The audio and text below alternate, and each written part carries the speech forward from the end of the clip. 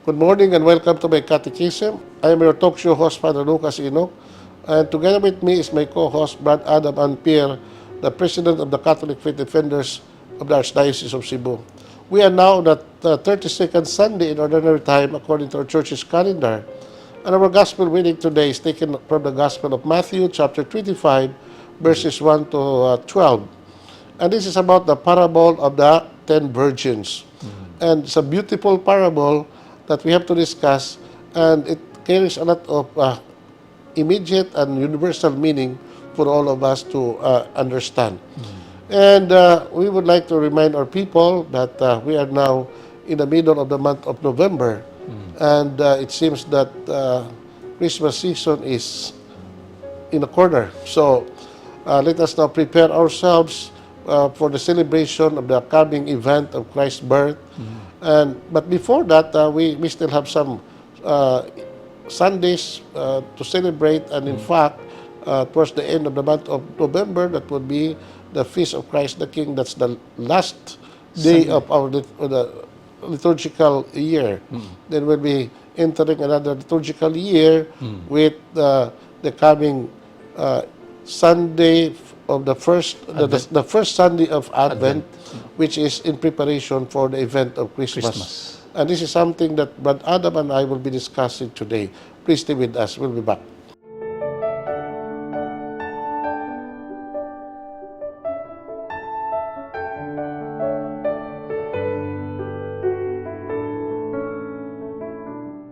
Thank you for staying with us. May buntag, Brad Adam. May buntag sa itong mga televiewers or sa itong mga viewers sa itong social media via YouTube and Facebook. No? No, Brad Adam, just a week ago, this week, we had a very wonderful experience, no, among us priests in the Philippines, because we have a 3-day national retreat for priests held here in our archdiocese. Ang venue was the IEC Pavilion, no? So my own experience as a priest, no, gathering together with my co-priests from all over the country was an immense experience on my part, because no, we could see priests from all over the country converging in one place, reflecting and praying together on God's word, and celebrating the Mass, no, together. Usa ka na kung event, Brad, nga in my own experience, no, maka-appreciate kita the beauty of the priesthood, my own vocation, which sometimes ma-neglect na to ang pag-appreciate nga na, no. I am a priest for the last 37 years, no. 37.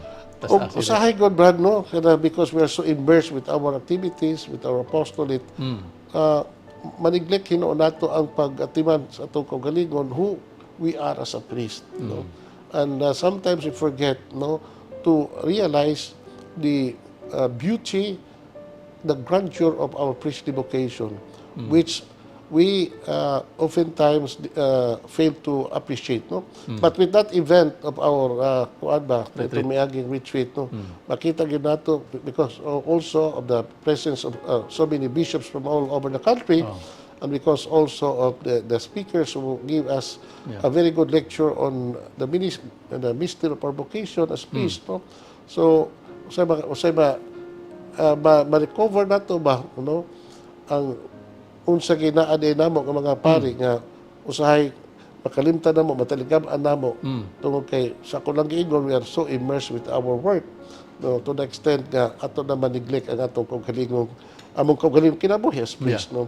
And we were also touched by the support of our lay faithful, especially the members of the charismatic movement nga may nag-sponsor sa maong event, no, the Charis group, and then other volunteers, lay volunteers who dedicated themselves and who worked 24/7, no, just to assure the success of that event. And it was wonderful experience, but During the time, sa inyong experience during that 3 days nga seminar or Holy Retreat, murag maparehas na ma-compare na to sa Holy Bible, Father, during the time of Pentecost, tingnan na tingali nga murag nag-renew mo sa inyong zeal to. In fact, part of our activities, Brad, was the renewal of our priestly vow.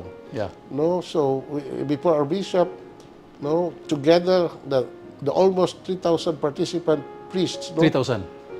We celebrated the same mass, of course, and we also renew our priestly promises. No? Yung mga na, Brad, nga, asa akong kagawang experience, Brad, mo ni nga, makakita ko mga pari from all over the Philippines, we don't know these people and we come together. It seems that we are in a big family. Yeah. And we welcome our brother priests and we feel good with their presence, Brad. Ma-feel yun na makadagitawag sacramental brotherhood. No? That although we don't know each other, but the fact that we are all priests, no? We always love each other, welcome one another, and enjoy one another's presence in that event. During the time pa rin, unsa may main yun ninyo nga kanang gisgutan kalabot o nabay kalabot sa mga doctrines, dogma sa simbahan or whatever? We don't talk particularly on certain dogma. Ang among ikuta dito, Brad, maurag yun ang pag-reflect, no? Unsag yun ang meaning sa among vocation as priests. Maurag ito ay center of our reflection, based also on the sharing of our resource speakers, Brad. No? Kinahanglan mo ko, Brad. Pareha ko magtiayon, Brad. No? Magkadugay magtiayon, Brad, sa ilang kiminyo o wala na sila ganas usag-usa. Wala na wala meaning ang ilang panag-iusa as husband and wife. So kinahanglan seminar ron gud. Kinahanglan po nga renew ang ilang ang ilang kuan ba, ang ilang commitment, ang ilang love sa usag-usa. Correct. Because the problem of the married life, because of the crisis, misunderstanding, and because also of economic problems, no? So musafir yun ang relationship sa banag asawa. So the need for the husband and wife to undergo certain what you call sa gibuhat, Brad, nga they would spend time together as a couple. We have done so in my life as a priest, no, I'm also a marriage counselor. Naghundol ba kong marriage encounter seminar. I think that's what our married people needs today, no? Yeah. Aron siguro na nga paano na ma-renew ang ilang commitment as husband and wife, ma-recapture nila pagbalik and the beauty of their love as husband and wife, and they continue living together as a couple till the end of their married life as they promised during the day of their wedding. So kami po, Brad, sa takik kining pagkapari, Brad, o kining kami nyoon, pareha man ning okasyon. Okasyon. No? Itawag ni the sacrament of Christian service, which so many of our people, especially married people, do not realize nga itawag na sila sa pagpangalagad. No? In the church, but we have 7 sacraments, di ba? Yeah. No, the first 3 sacraments is what we call the sacrament of Christian initiation. Yeah, Baptism, confirmation, and Eucharist. The 2 sacraments, kung nag-ingon, the sacrament of the priesthood or ordination, holy order, and the sacrament of matrimony, so are called the sacrament of Christian service. So we are called to serve as we as priests and you as married couples. Unya, another 2 sacraments, the sacrament of healing, which ang confession, Father, the sacrament of confession and the sacrament of holy anointing. Holy anointing. Muna siya. So, muna, Brad, no? Kinahanglan po nga sabot sa tanian ng bahina.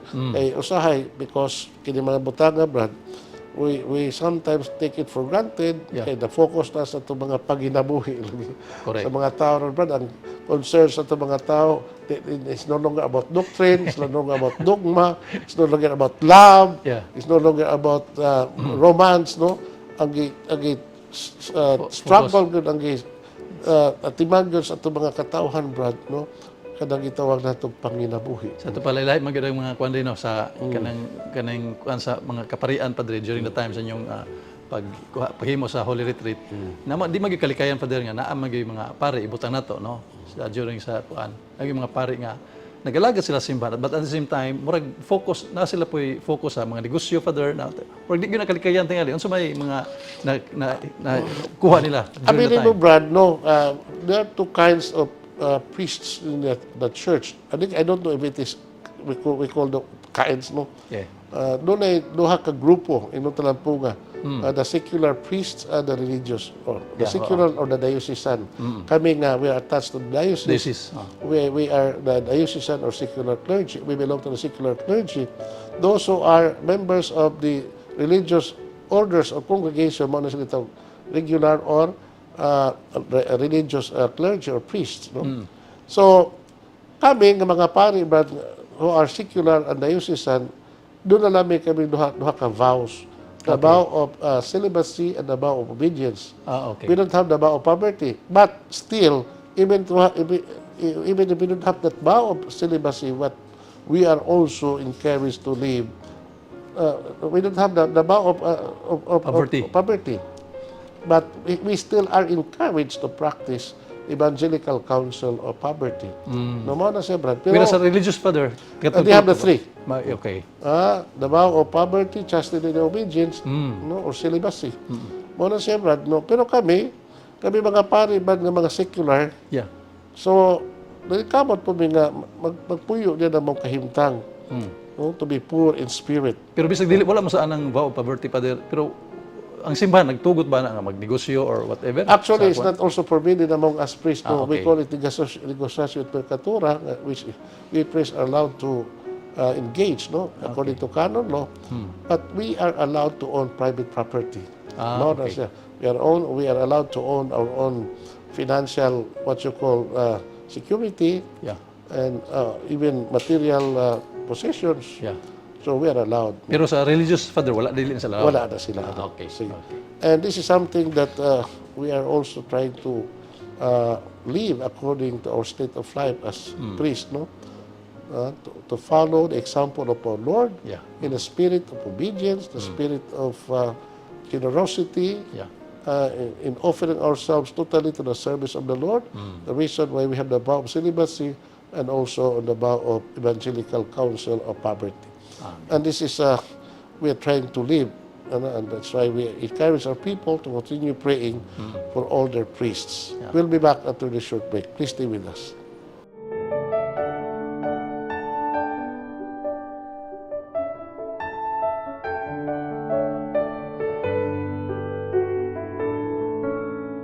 Thank you for staying with us, Brad Adam.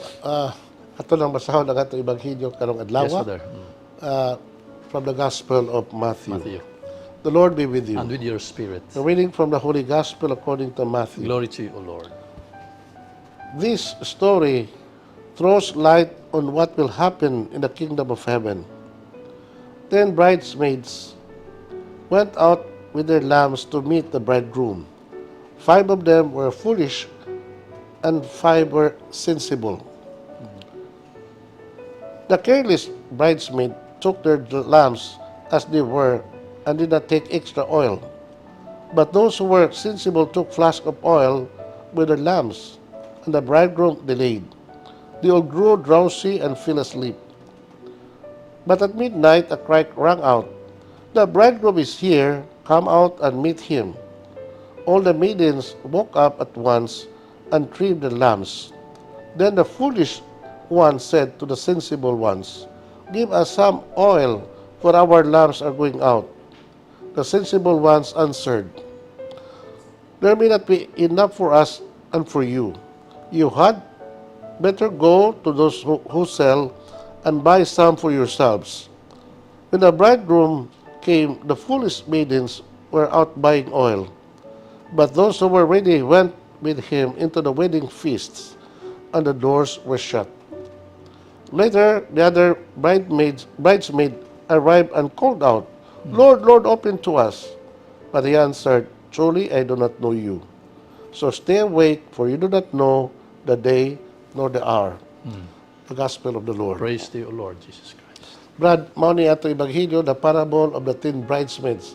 So, ubang mga version sa Bible, Brad, ito the parable of the 10 virgins. 10 no? virgins, yeah.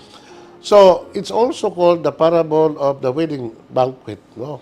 So, there's so many, in the Gospel of Matthew, Brad, there's so many parables of the kingdom, and usually, Jesus tried to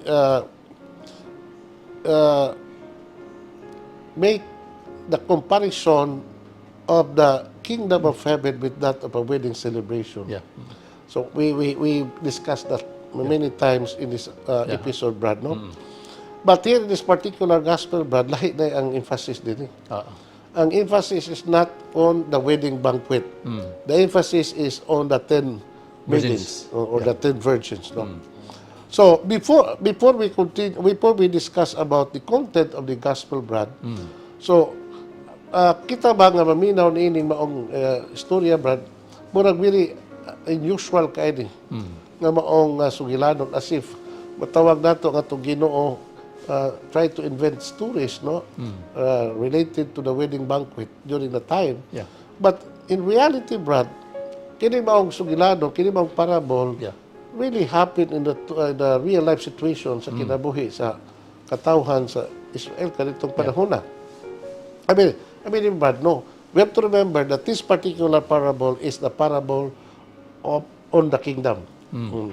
Unsay may tabo sa gingharian sa langit na at towards the end, which we call it the eschatological aspect of the nature of the kingdom of God, no. Na kining gingharian sa langit, Brad, no, nagpadayon ni sa pagpanaw hangtod maabot ang katapusan.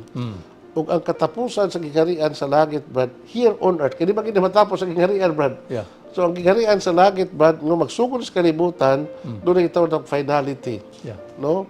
And that would happen during the end of times when Jesus would finally come and to render judgment na tawag nato general judgment, no?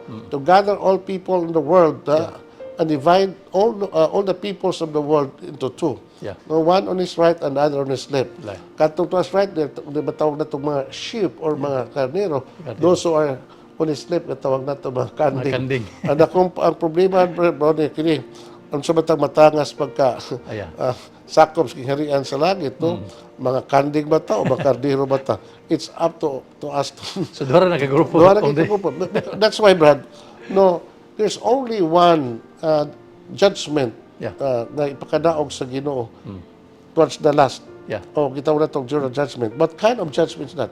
It is, according to some biblical, to some Bible scholars, nung ingon nga, this is a judgment of separation. Kung sabi tawag separation, when God separate men into two parts, into two groups, no? The one on his right and the one on his left. So, mo na, Brad. Nakaroon, Brad.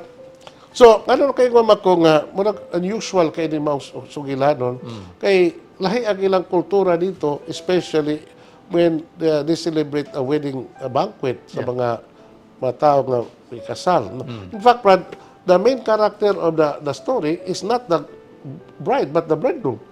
So, there is no mention about the bride. Nag-mention dito, pag-abot na sa bridegroom, no? Pag-abot na sa bana, na ang ilang kong customer dito, Brad, nga ang wedding banquet is such a huge celebration that includes the whole village, no? And the couple would be treated as kings and princes, and they were not allowed to go on what you call honeymoon karon. So they would stay together in 1 week in the house, and people kept coming to congratulate them and offer them gifts and wishes for a good and happy life, Brad.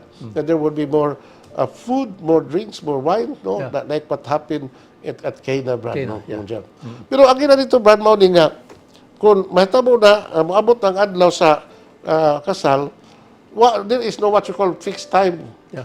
So ito pa, ang pamanhon nun, maabot unprepared or unannounced. Mo na nga, these people, these 10 virgins or 10 bridesmaid, no?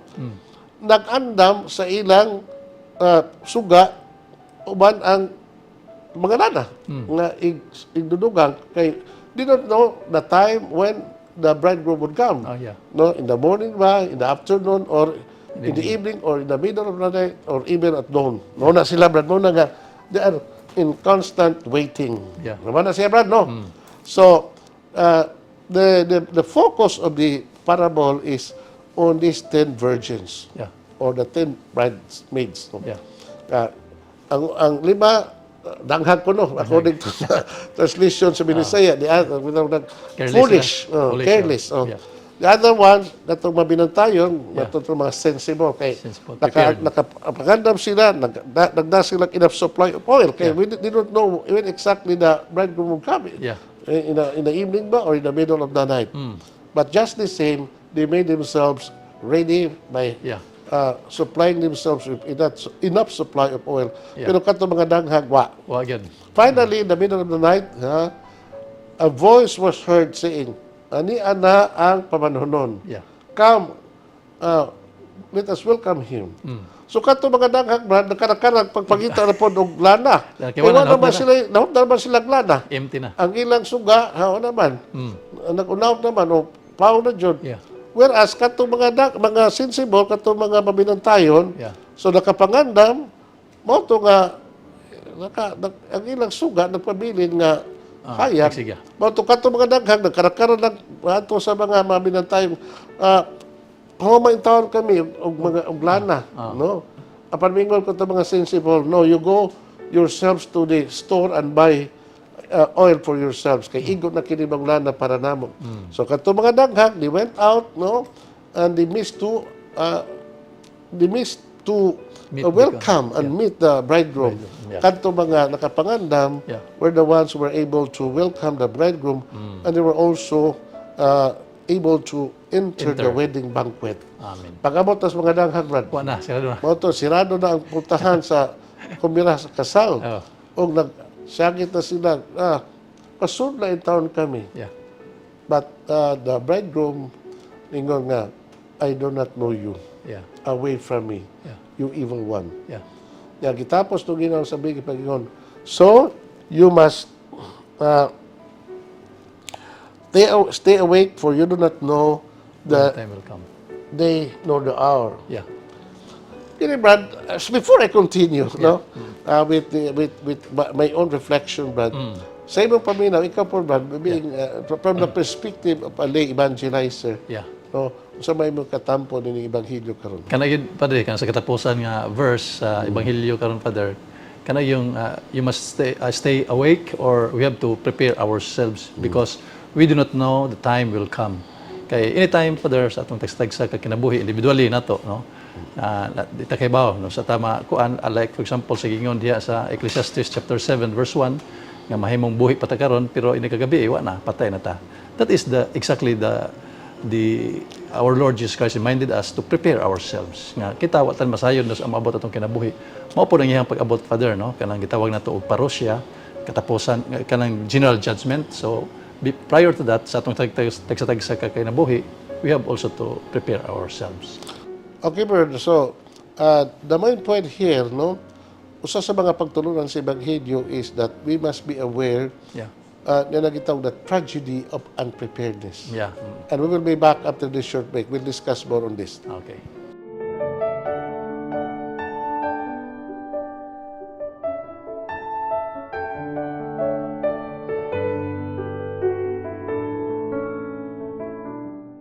Thank you for staying with us. Brad Adam, ato ng padayon ng kining atong Yes, Father.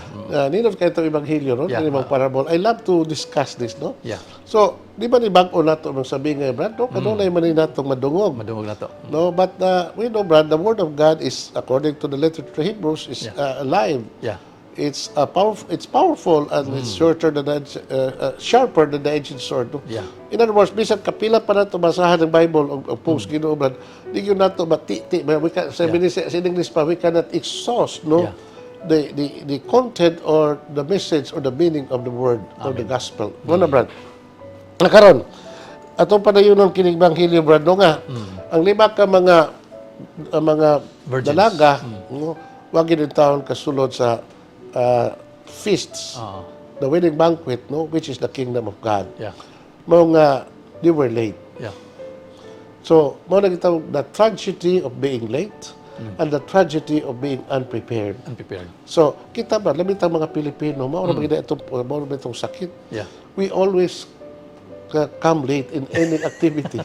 Filipino time. Sa misa, sa mga activities nato, sa mga meetings nato, sa itong mga commitments, we are always Late. known to be known to latecomers, no? Mo na kanang Filipino time, Brad, di ko ganahan na, Brad. No? Di ko ganahan na kay magpakita lamang sa atong pagkalangay-langayan. Ngayon, yun. So, mao na brad nga, this particular parable teaches us to be always ready. Yeah. No? All the time, because we do not know the day, as what Jesus said, no, Yeah. the hour when exactly He would come. Yeah. So, mao na brad, ang ato lang yun, mangandam ta. Pangandam yun. Sa paagi kita mangandam, sa paagi nga we have to supply ourselves no with more oil. Kining oil brad nga isutan, the oil of virtues, Virtues. especially the virtues of faithfulness, obedience, Perseverance. perseverance, and doing the will of God all the days of our life. Amen. So, if we have enough of that, bad, no, sa atong kinabuhi, then we will be able to meet the Lord and to welcome Him anytime sa atong kinabuhi. Dili ganito ingon nga oil nga kuan. This is not the literal oil, but it's with virtues, matawag din nato brad og kanang usa ka expression, figurative nga expression about the virtues that we must possess no sa atong tagsa-tagsa kinabuhi brad. So another brad meaning of this parable, no, on the side of the kanang foolish maidens or foolish virgins brad nga. Yeah. When the bridegroom finally came, nakarakara sila pagpagitan kuan. Well, tarantar. Mo na brad nga, doon ay panultihon lagi, I have said this in many times in our previous episode, brad nga. Doon ay panultihon nga nag-ingon nga, there are things in this world that we cannot acquire at the last minute or the 11th hour. Yeah.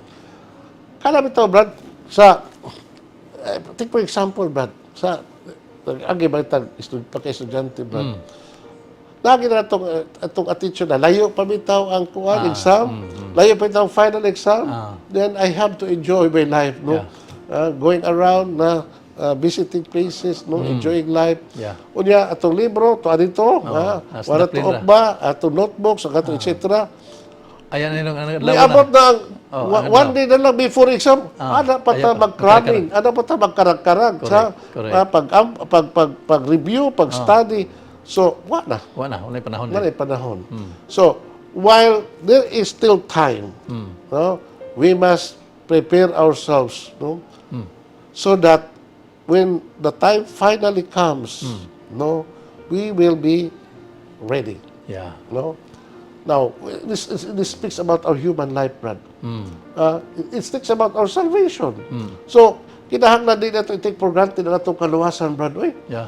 So, mao na nga, in one of the topics of our retreat, we were told, no, let us make salvation of souls as the main priority of our vocation. Because if we lost our soul, we lost everything. That's the greatest and the ultimate failures and tragedy that can happen to human person. Yeah. Kanang when the door of heaven is shut, Yeah. kanang to anong takas, kamatayon, to nakas langit, ng Ginoo, uy, makakailan nimo. bitaw. Uy, tanoy. So, magusto naman ko, we are created for heaven, and yet I fail to go to heaven. So, sabaw na kami, our number one concern in this world, in our life as priests, no, is the salvation of our souls and the souls of our people, our parishioners. Yeah. Mo na nga, kinahanglan yun ba, no, sa tanan na to mga kalihukan, sa tanan na to mga paningkamot sa itong kinabuhi, no, all other things is only secondary, subordinate to the highest goals atong tagsa kinabuhi. Correct. The salvation of our souls. Salos animarum, suprema lex. Okay. So, unya Brad, sa may nitabo, Brad, no? Kaya wala lagi kapangandam ng mga kuan, mga danghag na mga babae o mga virgins o mga bridesmaids, no? So, wagid sila kakuha. Wagid ka kuan. Unya, mato nga, ingon sila, pawa mamimis inyong oil, kay ba, nalang po ni nga,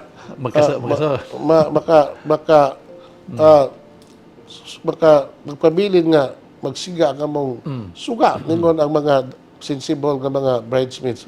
No, this would be enough for us. Paglakaw na mo dito, sa tinahan, makapalit po. So, kung sa may punto ni Brad, no? The first lesson is there are things in life that we cannot acquire at the 11th hour, there are also things in this world that we cannot borrow from other person. Doon ay mga butang sa itong kinabuhi, Brad, ganito makahuwam. Yeah. So, man, Yeah. for example, ka, uy, maayo pa nga tao, Brad, huwam ako sa pagkamaayo. Di ka maingon nga, you are a good person, no? Please, Lend me. I'll buy your goodness, no? You are an honest person, huwam ako sa imong honesty. Dili mahimo di. So, you are a generous person, Yeah. please, pahuwam ako sa imong generosity. You are a humble man, please, no, pahuwam ako sa imong humility. Mao. Dili ba? Dili mahimo. Dili na mahimo. It's either you have it or you don't have it. Okay. Or it's either you have it or if you have not it, try to possess it, no? Yeah. Manikabot ka. Mo na nga, Brad, no, giningon nga, sa itong kinabuhi karon, Brad, no, daghan kay tag mga kahigayunan, Brad, taghatas Ginoo. Yeah. Unsa man makahigayunan, we have ample time to acquire the necessary gifts in order for us to be ready to meet the Lord. Yeah. Because dili na ito ma-blame ang Ginoo, Brad, no? Nga wa tatay panahon, wa tatay grasya, nga ngano nga dita maluwas. God has given us all these things in us. Yeah. The only problem, Brad, is that we don't wa nato kini pahimusli. Wa nato gamita.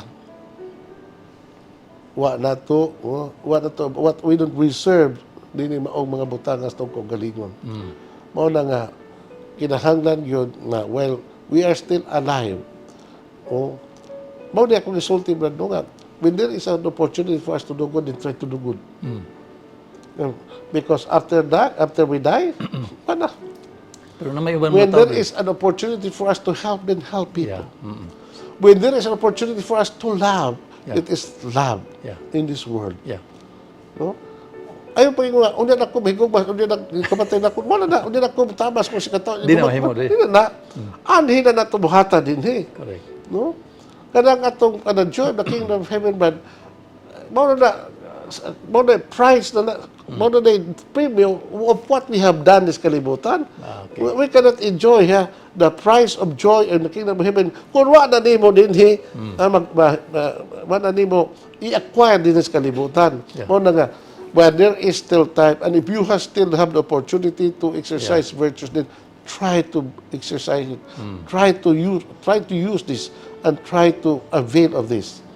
Kato di si Dimas dre naka-jackpot dito dre nga wa gid to si panahon na dre na nagisang gilit sa kamatayon pero murag nagapangawat pa gid sa gingharian sa langit. So it's a good thing that you mentioned about Dimas, Brad, no? Yeah. So I expect that kind of matawag natong objection, man. Kano balik ito sa Dimas? Nga wa magito siya makahimong maayo. Oh. Unya Ngano magito ngano magyud siya nga naluwas magyud. That is an exception of the rule, Brad. Yeah. Pero para nako dili na exception of the rule kay gano man. Patupas man exception of the rule gano man. Ang Ginoo is so generous, Yeah. is so merciful and forgiving Yeah. that even if we have wasted all our life by not doing anything, and yet at the 11th hour of our life, no, we try to reconcile with the Lord and ask for mercy. Tagaan na kami tas Ginoo. Yeah. Ano, Brad, matiga ang objection mauni nga. Wa ba siya na imong mayo? Abi mo, Brad, ako ning observation ba sa no matter how bad the person is, Yeah. do na gid say mga butang nga makaluwas niya. I give you an example, Brad. No? This is a story in a real life situation. Doon sa ka bad person, Brad, ba? He was a robber, he was a thief, he was a murderer. Na name all the crimes that he committed, and he had it. Yeah. He had no religion, nothing. One time, dito sa Europe, ilang major means of transportation, kanamang train, Brad, no? Train. Yeah. Yeah. That man, sakay sa train, the train was so full with passengers, Brad. Unya, kaya siya naglingkod. Unya, one time, doon na yung sa idara ng babae na misakay sa train. Unya, Tiguang na po niya. Dili gud baka lingkod. Yeah. But that man offered his seat to that woman. Yeah. And the woman didn't know about that person. Yeah. And I tell mo, Brad, no, ngayon ko ng mga babae, thank you sa mga lalaki.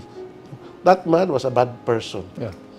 When the elderly woman, no, milingkod sa lugar when that man, no, sat down in the train. Yeah. So the woman prayed to the Lord, no, for that man. Mingon ng babae, in the silence of her heart, mingon siya, Lord, I thank you for the generosity of this man. Who he is, I do not know. Yeah. But I am praying that you must save his soul. Ano ba? Yeah. For the kindness that he offered to me. Then, that's the end of the story. Yeah. Anay mo, Brad, no? Kanto maong tao, nagpanayon sa siyang pagkadootan, and he met an accident and he died. That man. Yeah. So when he died, no, he confessed nga, kanang, dito ta sa impyerno. Dito sa impyerno. But there was no, the hand of the angel, his guardian angel prevented that man, no, in falling into hell. And what saved that man is the prayer of the woman. Wow. Praise the Lord. Di ba? Di ba? So, little act of kindness, Brad, makaluwas din na nato. Luwas yan. No? Mao nga, pag ang maong lalaki, no, ipakita sa mga babae nga itong i-ofera ni og seat sa train. Yeah. O nagpasalamat, no, magpakita in a vision, mingon ang maong lalaki, mingon ang mga babae nga, who are you? Yeah. Siya, Madam, I'm here. I would like to thank you for your prayers. That because of your prayer, no, I was prevented in falling into hell. You prayed for me because I did something small act of charity Yeah. by giving me my seat, and that saved my soul. Praise the Lord. So, nana, Brad, no? So, wala kita nga, if there are opportunity nga kita makabuhat of charity, Yeah. if there are opportunities that we will be able to do good, then do it. Yeah. Don't postpone it, Yeah. no? Because there may not be enough time. Amen. So, please, ato mga viewers, no, atong hangyon, nga unta, where we are still alive, no, we have to equip ourselves and gather enough supply of goodness Yeah. and of good character and holiness, because we do not know the day nor the hour. Amen. So please be prepared all the time. The Lord be with you. And with your The spirit. Almighty God bless you, the Father, the Son, and the Spirit. Amen. Thank you and good day. Okay. Praise the Lord. Hallelujah.